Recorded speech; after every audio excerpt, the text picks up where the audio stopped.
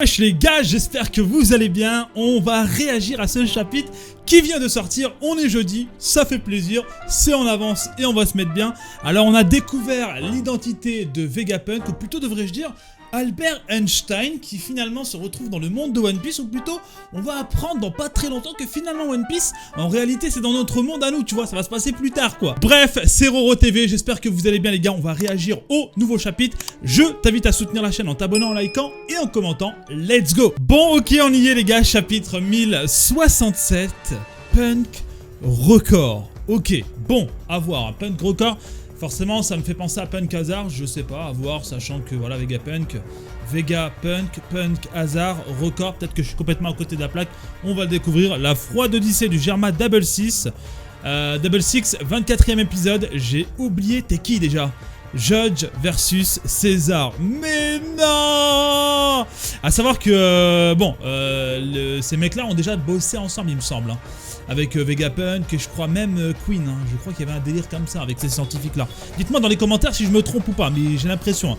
Donc c'est un peu bizarre, hein. Normalement les deux se connaissent. Une tête bien curieuse. Mais qu'est-ce qui est arrivé à ta tête? Elle ressemblait à une énorme ampoule avant.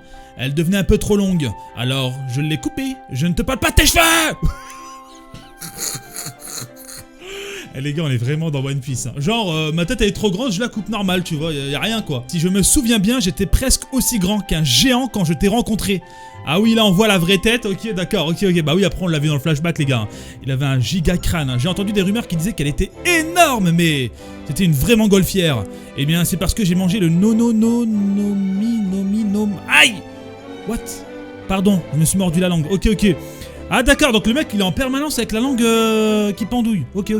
Je voulais dire que je suis un cerveau sur pattes parce que j'ai mangé le nomi.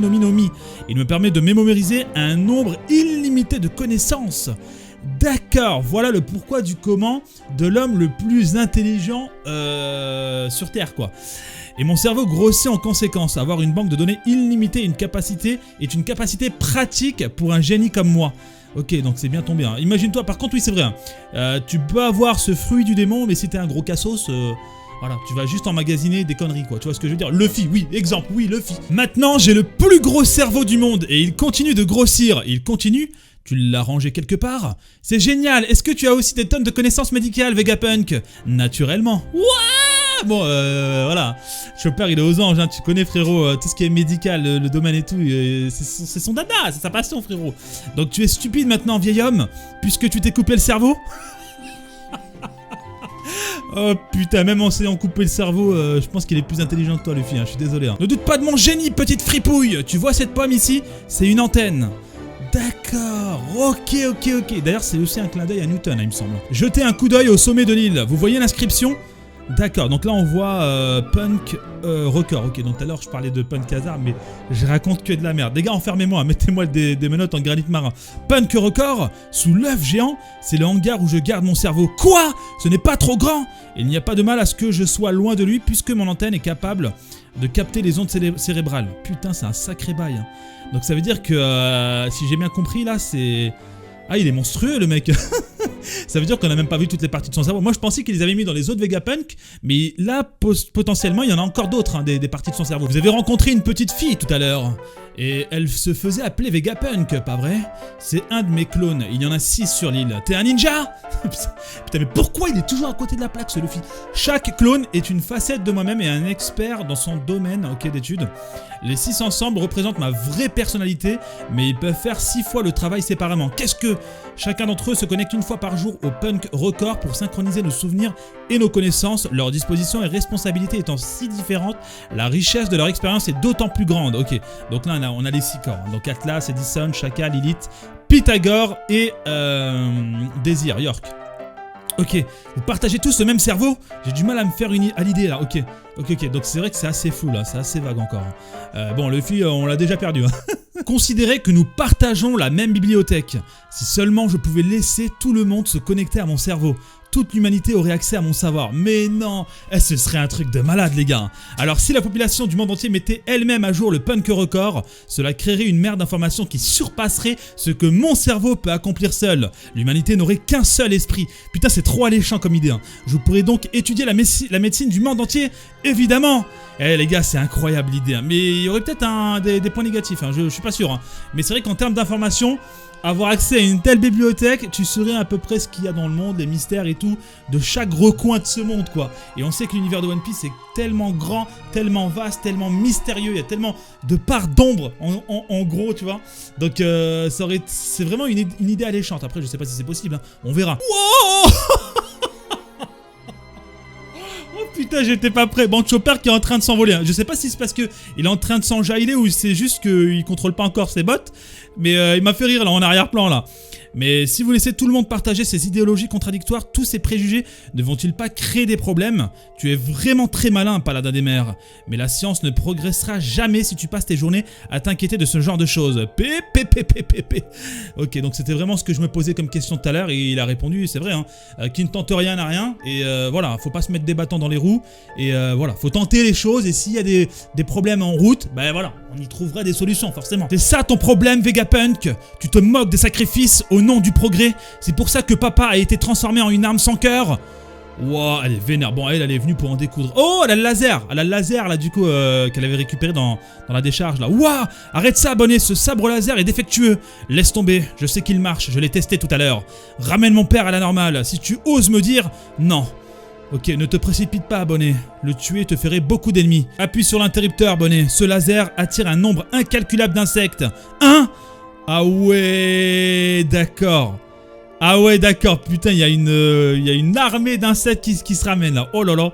Ah, c'est en plus, c'est pas les... je sais plus du tout comment ça s'appelle.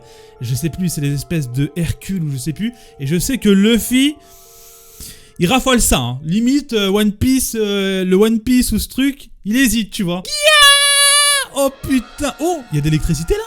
Regarde, Bonnie, un scarabée géant. Ah d'accord, ok. Autant pour moi les gars, c'est un scarabée. Ce n'est pas le moment, Luffy. Regarde-le, elle est évanouie. Ah, c'est tout à fait logique. Bien sûr que Bonnie veut ma mort. C'est ironique qu'un de mes nombreux échecs m'ait sauvé. En parlant de ça, vous êtes allé à Wano récemment, pas vrai? Vous ne sauriez pas par hasard si un dragon comme Kaido est vraiment apparu là-bas? Momo. Oh, tu parles de Momo? Je suppose qu'il a mangé le fruit défectueux que j'ai laissé à Punkazar. Défectueux. Qu'est-ce que tu veux dire? C'était un fruit du démon artificiel que j'ai synthétisé.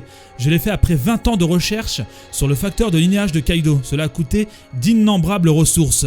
Mais je n'ai pas réussi à le faire correctement. Oh, c'est pour ça qu'il est pareil que Kaido? Mais ça a bien marché. Il peut cracher du feu et il est super fort. C'est le gardien de Wano maintenant.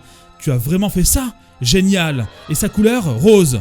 Merde, vous voyez, encore un échec monumental. C'est quoi le problème? J'ai compris, c'est un génie et un perfectionniste. Ok. Vu que la couleur rose ne correspond pas à la bleue de Kaido, forcément pour lui c'est un échec. Mais c'est une totale réussite. Hein. Et ce robot alors? Tu l'as fait aussi, pas vrai vieil homme? Fais-le bouger. J'ai bien peur que tu te trompes. Il s'agit du géant, du légendaire géant de fer qui a attaqué la Terre Sainte de Marie-Joase il y a environ 200 ans. What? Mais les gars, il s'est passé quoi il y a 200 ans? Il y a 200 ans, mais oui. Il a été construit il y a plus de 900 ans. Ok, donc il date de l'ancien royaume, du siècle oublié. Mais il a attaqué Marie-Joase il y a 200 ans. Quoi? Impossible! Son objectif demeure inconnu. J'ai entendu dire qu'il était tombé à court d'énergie avant qu'il ne puisse faire des victimes. D'accord, donc il a dû escalader Redline. Et en escaladant et en se retrouvant en haut, du coup, manque d'énergie. Dans tous les cas, je suis sûr que les scientifiques de l'époque étaient absolument sidérés. Une technologie aussi avancée leur aurait semblé totalement étrangère. Aucun d'entre eux ne pouvait dire d'où ils venaient ou ce qu'ils essayaient de faire. Oh, ok.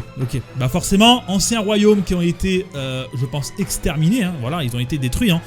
Donc voilà, hein, c'est des brides de l'ancien temps. C'est un géant robot, je sais pas, enfin bref, datant de l'ancien royaume qui est venu pour se venger. Je sais pas comment il a survécu entre temps, à voir, hein, où il s'est caché, à voir. Après c'est vrai qu'entre 900 ans et l'attaque d'il y a 200 ans, il y a quand même énormément d'années. Hein. Donc peut-être que ce temps l'a un peu affaibli et c'est ce manque d'énergie qui l'a stoppé juste aux portes de Marie-Joase. Il semble que le gouvernement mondial ait ordonné sa destruction, mais les scientifiques de l'époque ne pouvaient s'empêcher d'être curieux. C'est pourquoi ils l'ont caché ici pour qu'il soit transmis à l'insu du gouvernement. D'accord, d'accord, putain c'est chouette ça. Bon travail pour avoir trouvé cet endroit. Depuis la ville, l'entrée doit rassembler à un mur. Ok, nous avons juste trébuché ici. Bah ils ont pas fait exprès de tomber là du coup. Ouais, nous étions tout simplement perdus. Oh, c'est dommage.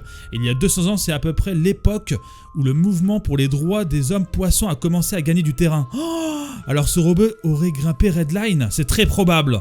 D'accord, ouais, bah ça conforte mon idée du coup, il a vraiment monté Redline.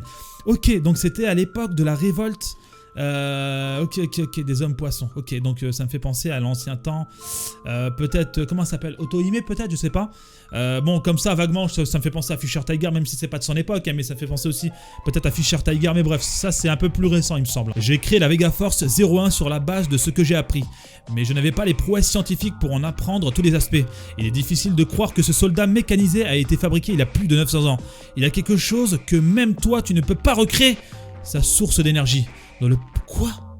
Dans le passé, il avait une source d'énergie qui bouleversait nos idées modernes sur ce qui est possible. Oh, en tout cas, c'est bon de savoir que Luffy et les autres vont bien. Mais qui est cette fille? C'est Jewelry Bonnie, une pirate. Ok, bon, ils se posaient les questions. Bon, ils sont à peu près au courant. Je sais pas s'ils sont devant une caméra. Ouais, je crois devant un écran. Hein. Du coup, ils sont au courant de tout ce qui se passe.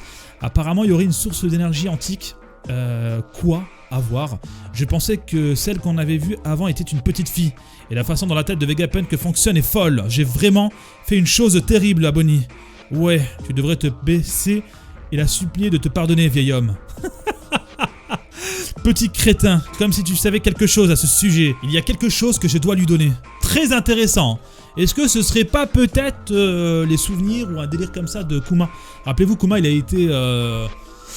il a été reformaté quoi, il a plus de brides de souvenirs, il a plus ses souvenirs quoi, donc c'est peut-être ça, hein, un disque dur ou un délire comme ça. Quoi qu'il en soit, j'ai l'impression que c'est le destin qui t'a amené ici aujourd'hui, Luffy au chapeau de paille. Peux-tu m'éloigner d'Egghead s'il te plaît, hein? Wesh, ici le Cypher Pole. Nous demandons l'accès au port d'Egghead. Quel animal domestique mal dressé. Oh, le CP0 les gars qui arrive et qui est encerclé par les mechas. Non, ça va chauffer les gars. Et Vegapunk qui demande la protection de Luffy pour se barrer justement. Oh là là, on y va les gars, à l'Alliance. Les rapports indiquent que Jewelry Bonnie a été aperçue faisant son chemin ici elle aussi. Cette peste nous échappe sans cesse. Elle a fait son temps, on n'a qu'à l'éliminer à vue.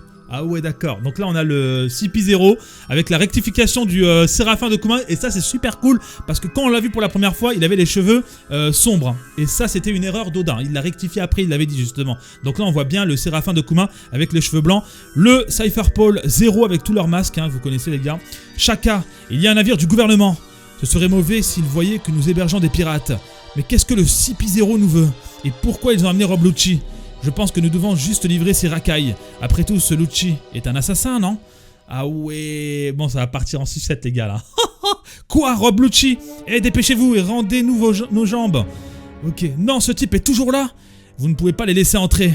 Ne t'inquiète pas, Robin d'amour. Je te protégerai peu importe combien de fois il reviendra. Bon, je vais pas vous mentir. Voilà. Il est de retour. Mais là, t'es en face quand même d'un équipage de Yonko, tu vois. C'est pas la même histoire, c'est pas la même chanson que sur Enies Lobby. Hein. Là, ça va être beaucoup plus compliqué. Hein. Tu mets, je pense, un Sanji, voire même un Zoro. Ça va être beaucoup plus compliqué pour lui. Hein. Après, il faut voir parce que lui aussi, normalement, c'est développé, c'est amélioré et normalement à power-up. À voir. Dites-leur de remettre le Séraphin et de partir. Nous déclinons leur demande d'accostage. Hein? Ouah, je doute que les agents du gouvernement mondial réagissent bien à cela. Alors préparez-vous à la bataille. Ouah! Les gars, on va partir en mode fight. Royaume de Ketetrave, Grand Line, Dragon, Kuma est bizarre. Kuma, attends, on essaie de te réparer. Kuma, mais qu'est-ce qui ne va pas? Il est toujours sous le contrôle de la marine. Oh, qu'est-ce qui se passe les gars? Qu'est-ce qui se passe avec Kuma là? Il y a un bail bizarre là. Kuma, où est-ce que tu vas? Oh, il est en train de courir. Tu n'es pas en état de bouger comme ça. Tu n'es toujours pas toi-même. Ok, donc là il vient de tomber là, il est gravement endommagé mais il est en train de courir, on sait pas ce qui se passe. Qu'est-ce qu'il a? Je ne sais pas. Kuma! Kuma, reviens! Parle-nous, Kuma! Où veux-tu aller? Reste avec nous, nous n'avons pas fini de nous battre. L'armée révolutionnaire ne fait que commencer. Wesh, une course folle, mais pour aller où? Ok, y a pas de chapitre la semaine prochaine, pause hein. Oh, le truc de ouf. Donc là, soit il se met en mouvement parce que Vegapunk est en danger, soit c'est ça. ou soit il y a... Moi je pense que c'est ça. Vegapunk est en danger et forcément Kuma va rappliquer. Et je pense que Kuma, t'inquiète pas, qu'il a été bien formaté de sorte qu'il protège Vegapunk en priorité. Parce que Vegapunk, c'est un gros cerveau. Il sait que voilà, le gouvernement mondial lui cache quand même des choses, certaines accès à certaines informations sensibles. Donc voilà, c'était quand même le pote de Clover, maintenant de Dragon aussi anciennement, actuellement aussi, hein, toujours. Hein, mais voilà, je pense qu'il a quand même une mesure de sécurité, ce Vegapunk. Il est loin d'être con. Et je pense que là, Okuma, il court clairement vers Vegapunk pour le protéger. C'est mon avis, peut-être que je me trompe. Hein. Et c'est intéressant parce que ça peut aussi amener l'armée révolutionnaire sur Egghead et apporter cette nouvelle alliance Mugiwara révolutionnaire et Vegapunk. Et le CP0, je sais pas trop, mais il y a quelque chose de louche avec eux. Hein. Notamment cette scène assez bizarre sur le bateau où on voyait Rob Lucci se poser certaines questions. C'est un peu bizarre, hein, parce que ça lui ressemble pas. Ça lui ressemble pas. Donc voilà, écoutez, moi je vais le noter. Il est intéressant. Voilà, c'est un chapitre plutôt cool, plutôt tranquille, posé, voilà. On apprend quand même certaines choses. Apparemment, il y aurait une source d'énergie antique qu'on ne connaît pas. On sait toujours pas c'est quoi. On sait qu'il n'y a pas très longtemps, on parlait, je crois, du soleil. Bon, je me rappelle plus, c'était il y a 2 chapitres, je crois, un truc comme ça. Donc, à voir. Puis tout ça, ça me fait penser personnellement à Joy Boy, à Nika, hein, Dieu Soleil, tout ça, quoi. Donc, je pense que tout ça est lié à Luffy. Et je pense qu'on aura de grosses révélations et de bonnes choses, quoi. De bonnes nouvelles concernant le fruit de Luffy dans pas très longtemps. Bref, les gars, je vais couper là. Dites-moi ce que vous avez pensé de ce chapitre. N'hésitez pas à vous abonner, à liker, à partager. Je vous dis à très bientôt. C'était Roro. Peace.